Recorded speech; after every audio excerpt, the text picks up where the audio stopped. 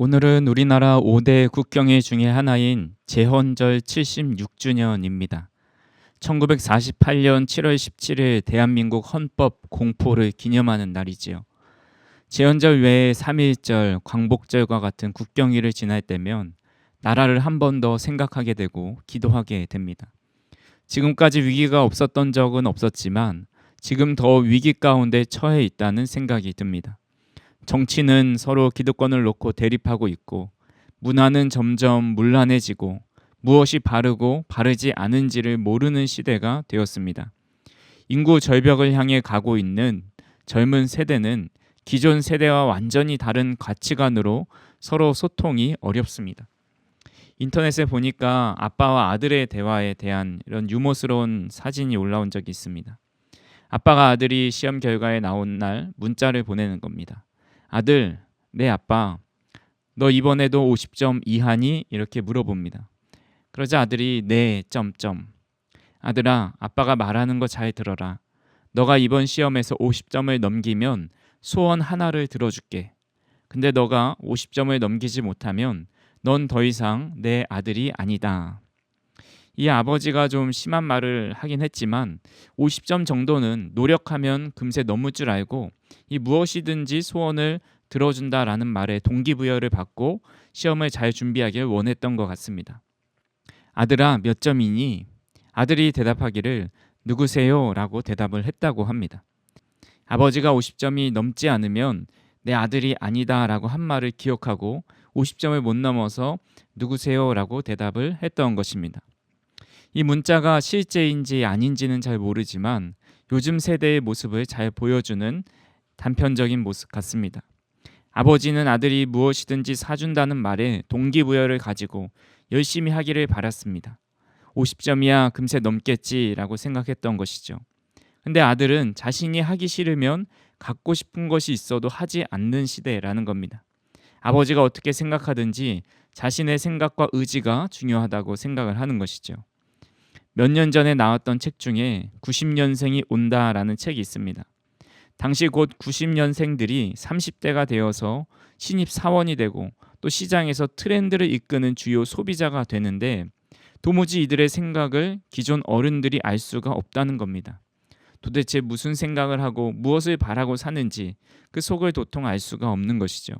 그래서 90년생들과 함께 공존하기 위해서 이해하고 받아들여야 할 것들에 대한 그런 방법들에 대해서 기록하고 있습니다. 이제는 기성세대가 다음 세대를 이해하기 위해서 책을 보고 공부하는 시대가 되었습니다. 이런 여러 가지 복합적인 문제를 보면서 그리스도인인 우리는 나라를 위해 기도하지 않을 수가 없습니다. 오늘 느헤미야가 나라를 품고 기도한 모습을 통해서 우리도 함께 우리 조국 대한민국을 위해서 늘 기도하고 깨어 있을 수 있기를 간절히 소망합니다. 첫 번째로 느헤미야는 조국의 어려움을 놓고 기도했습니다. 오늘 본문 1절 말씀입니다.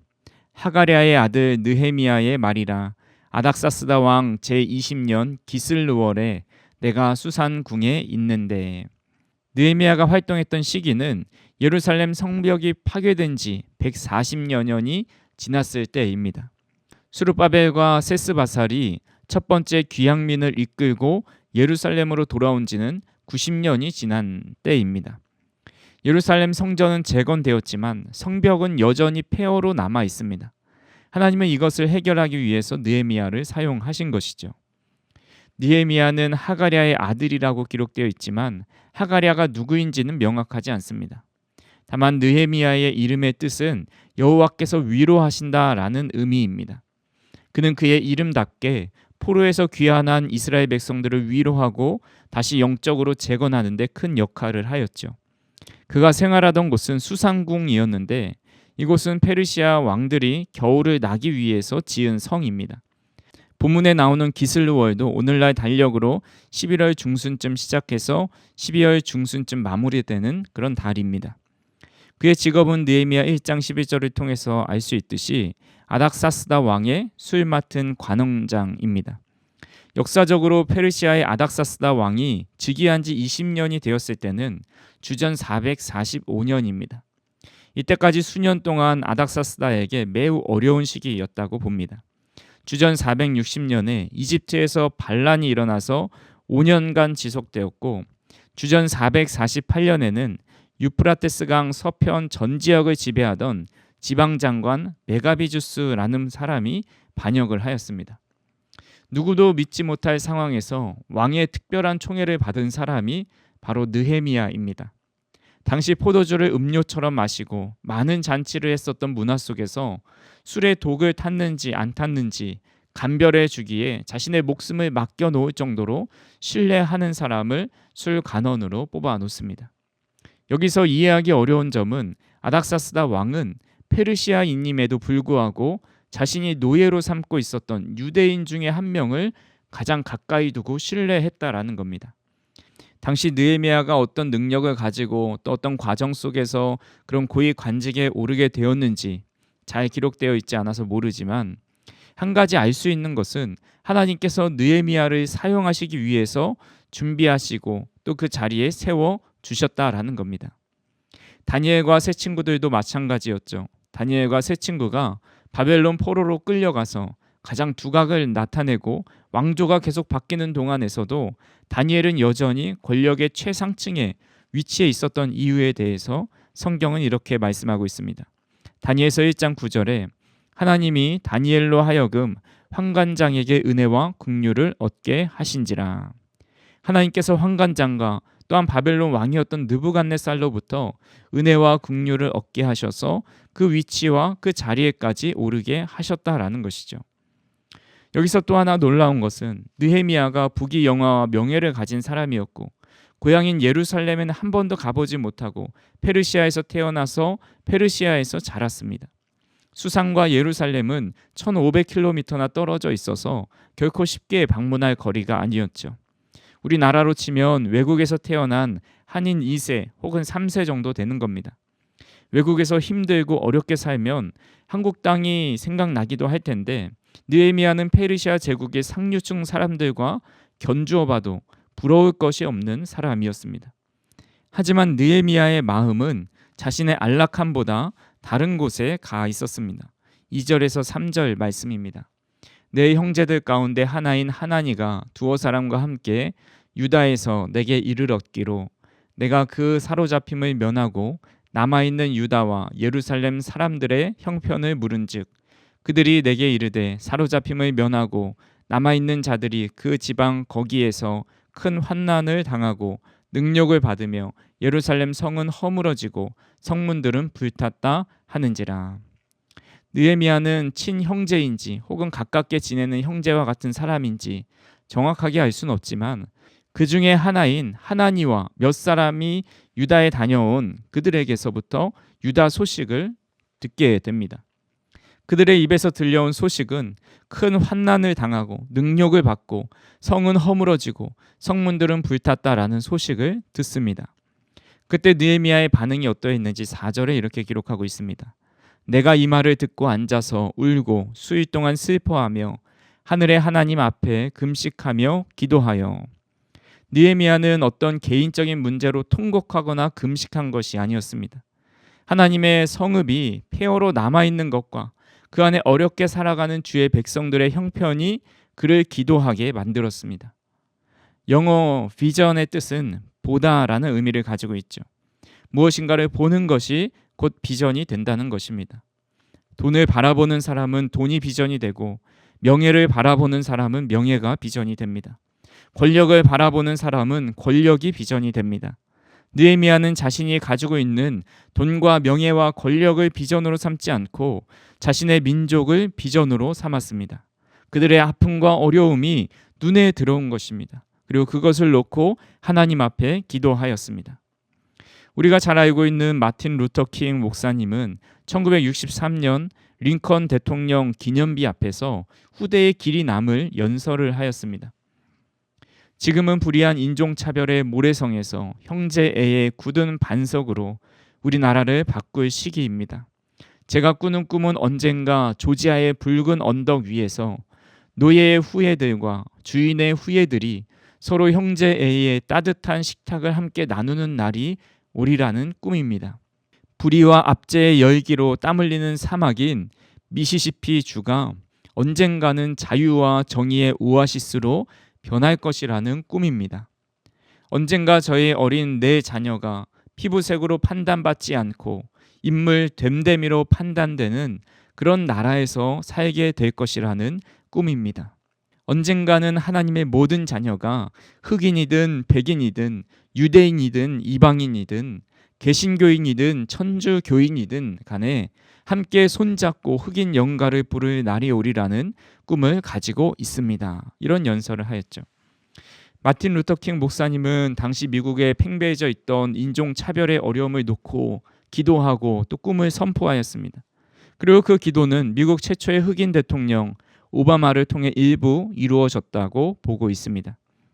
우리나라 1885년 4월 5일 부활절 아침에 제물포항에 도착한 선교사 언더우드 아펜젤러가 교회를 세우고 병원을 짓고 학교를 세우는 일에 헌신하였습니다. 그들은 이 땅에 복음을 전했고 병들어 죽어가는 사람들을 그리스도의 사랑으로 치료했고 그를 깨우쳐 주었고 민족 정신을 일깨우는 일에 앞장섰습니다. 아펜젤러가 미국 선교부에 보낸 선교 편지에 이렇게 기록되어 있습니다. 우리는 부활절 아침에 이곳에 도착했습니다. 이날 사망의 권세를 이기신 주께서 이 백성을 얽어맨 결박을 끊으사 하나님의 자녀로서 빛과 자유를 주시옵소서. 이 땅에 가장 힘들고 빛이 없었던 시기에 선교사님들의 기도와 기도 편지를 받은 수많은 기도의 사람들이 우리나라의 빛과 자유를 위해 기도하였고 결국 우리나라는 빛과 자유를 갖고 하나님을 예배하는 나라가 되었습니다. 우리나라에 와보지도 않았고 우리나라의 모습을 보지도 않았던 사람들이 우리나라를 위해서 기도했던 것처럼 이제는 우리가 우리나라의 어두운 부분들 또 하나님의 뜻과 반대로 가는 부분들을 놓고 함께 기도해야 할 때입니다. 우리나라의 안 좋은 부분들이 자꾸 보이십니까? 그렇다면 그 부분을 놓고 기도하시기를 바랍니다. 젊은 세대가 점점 걱정이 되십니까? 그럼 젊은 세대를 위해서 기도하시길 바랍니다.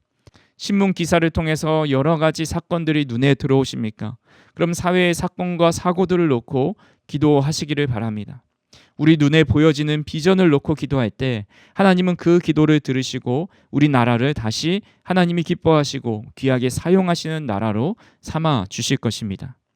두 번째로 느헤미야는 주야로 또 매순간 기도하였습니다.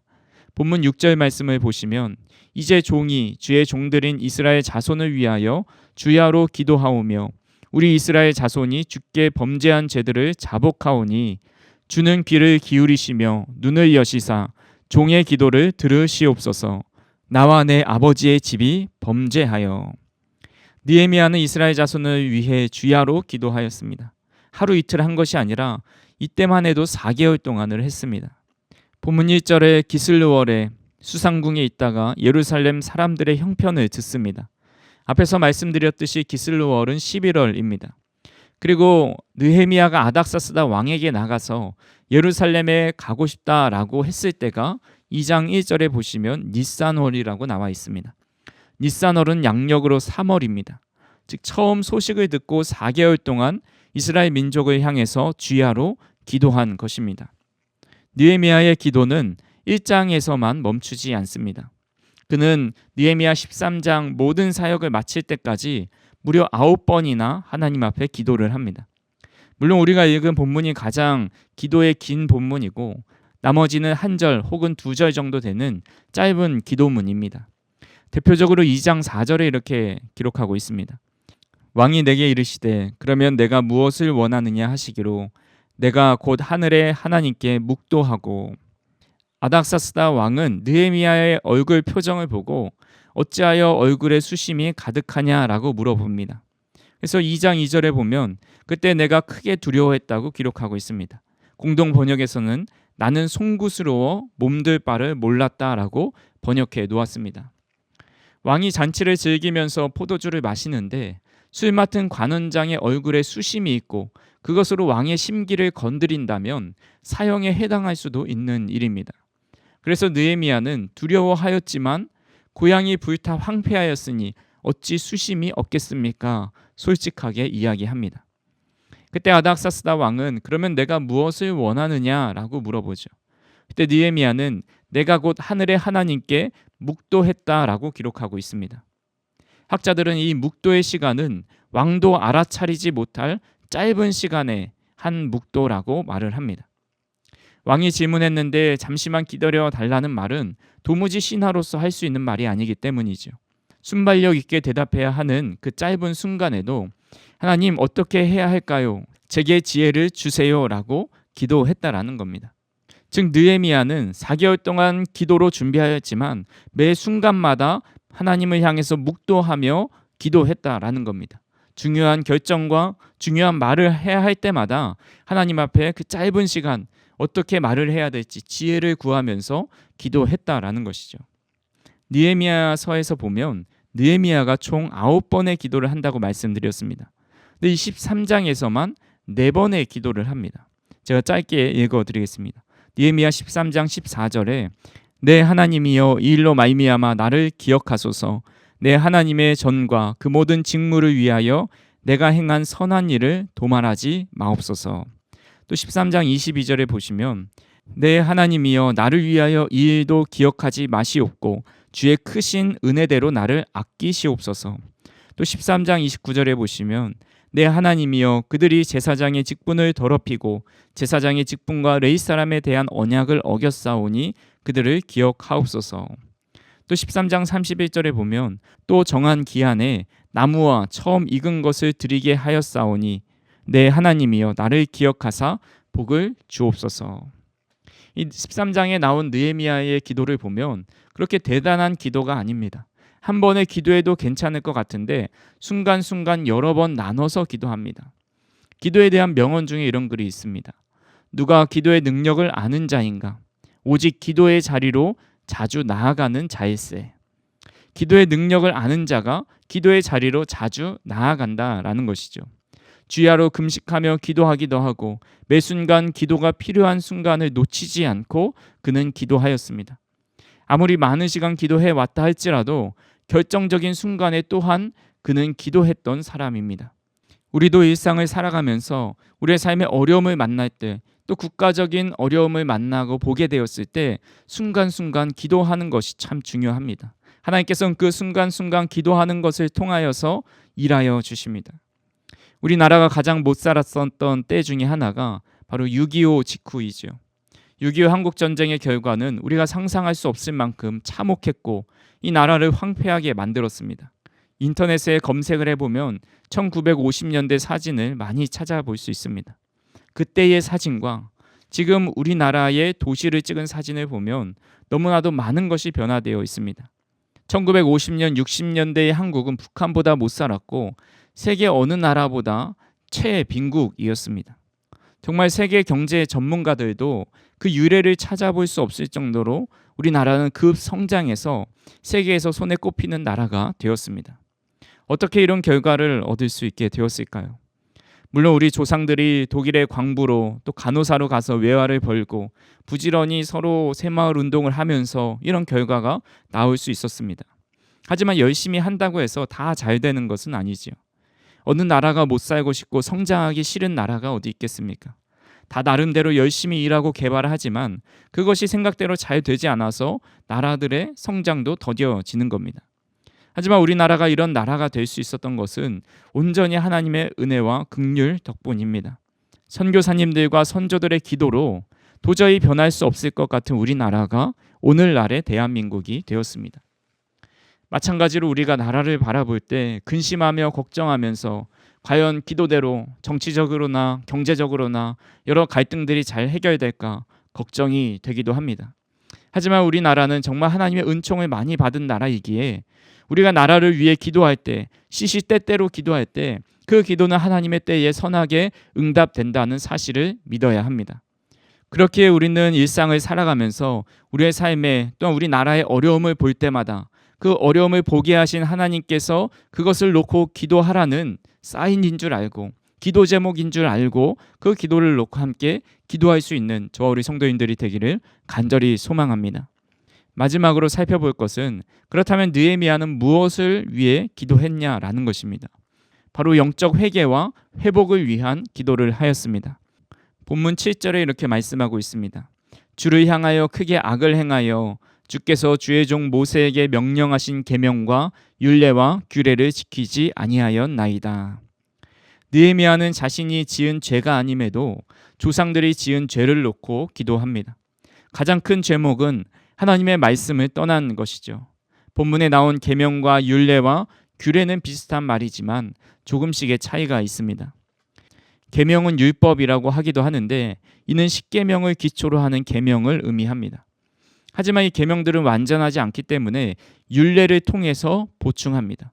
즉 출애굽기 20장에 있는 계명들은 십계명이고 출애굽기 21장에서 23장까지는 십계명의 세부 사항들과 그 계명들을 보충하는 많은 율례에 관한 기록이 있습니다.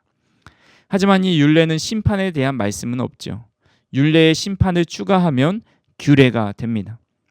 예를 들어서 안식일을 거룩하게 지키라는 것은 율법, 즉 계명이지요.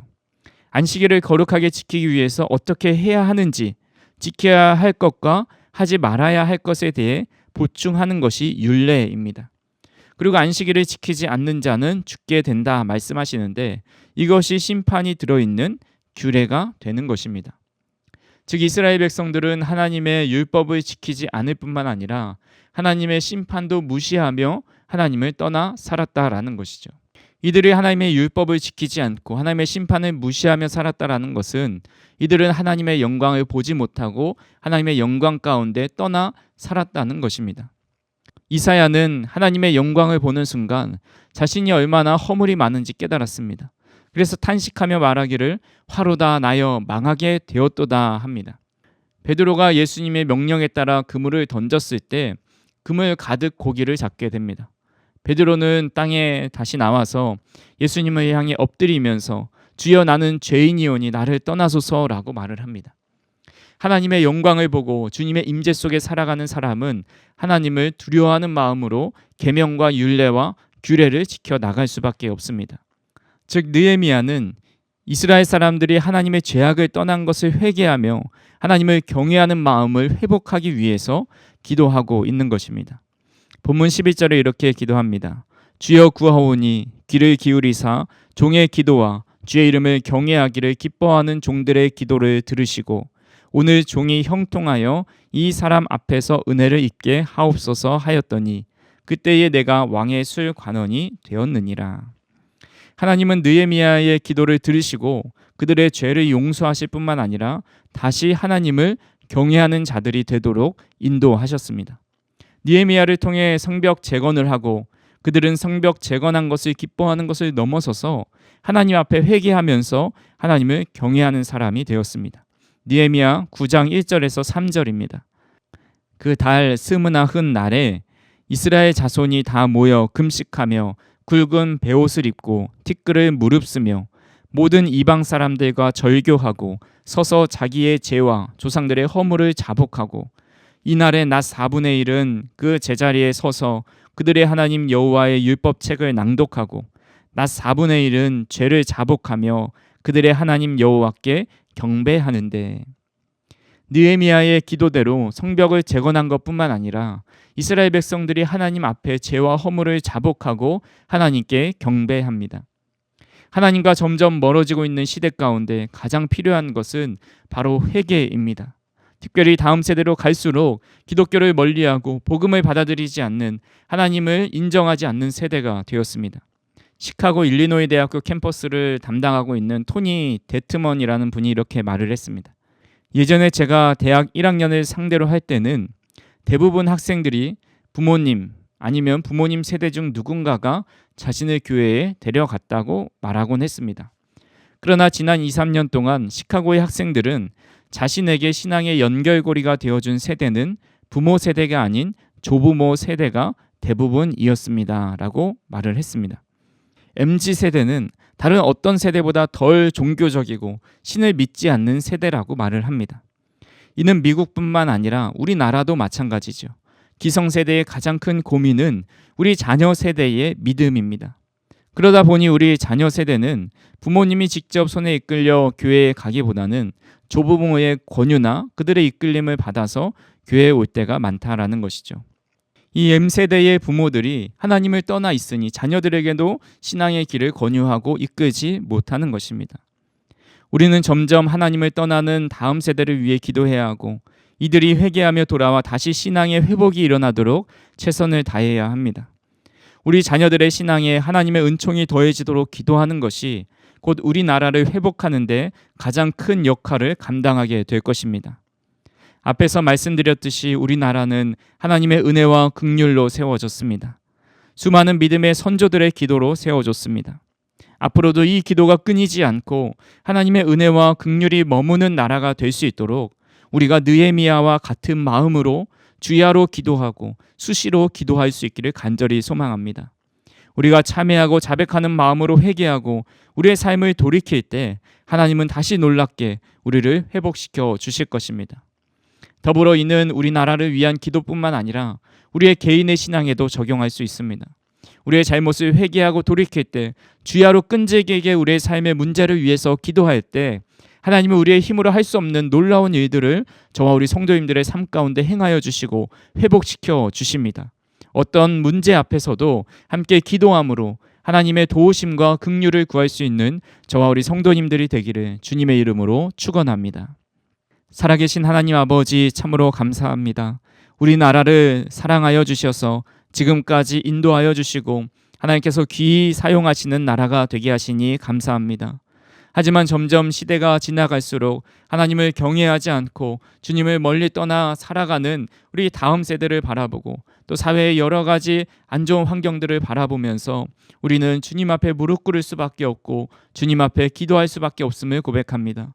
우리가 나라를 위해서 또한 다음 세대를 위해서 주야로 기도할 수 있도록 인도하여 주시고 그 기도를 통해 우리를 회복시키시고 다시 한번 하나님을 경외하는 나라가 또 하나님을 잘 섬기는 다음 세대가 될 수 있도록 인도하여 주시옵소서. 우리의 삶의 개인의 문제를 놓고 기도할 때도 주여 응답하여 주셔서 회복이 일어나게 하여 주시고 다시 한번 주님께서 우리의 삶을 통치하시고 다스리심을 경험할 수 있도록 인도하여 주옵소서. 예수님의 이름으로 기도하옵나이다. 아멘.